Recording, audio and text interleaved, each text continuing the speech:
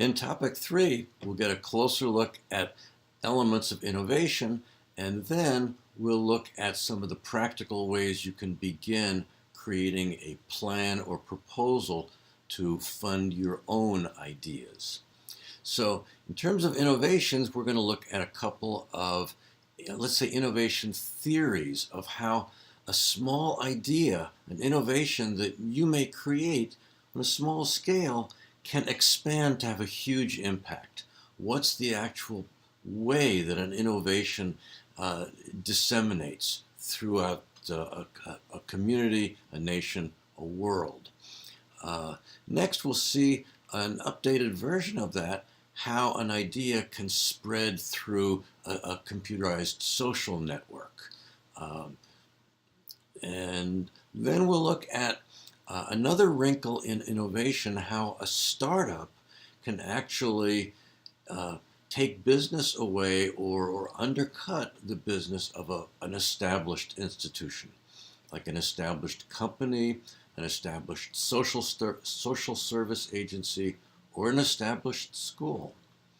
We'll see some examples of that. For example, the largest computer science master's program in the US, probably the world, is actually a disruptive innovation that has lowered the cost by to 1/6 of its former cost with no loss of quality.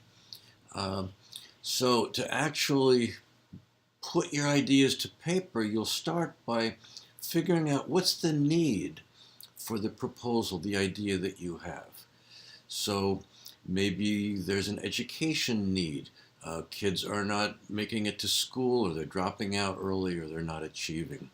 Maybe there's a business need that you can identify. Whatever the need may be, healthcare. That's what Bill and Melinda Gates Foundation are going after. But that need is documented through data, and that's the first part of most grant applications or entrepreneurial proposals. That need is designed to convince the funding agency that yes, there's a real purpose for what you're requesting them to fund. Second is you have to convince them that you or your organization are able to actually do that. And that's a section I call the opportunity. So with what you propose, do you have enough time, enough funding, enough staff, management, enough experience, a good enough track record to actually pull this off?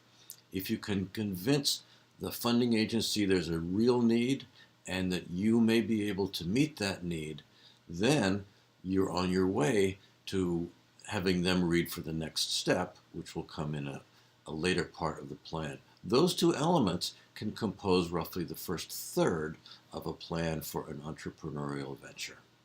I hope you like getting your ideas down in black and white, ready to roll.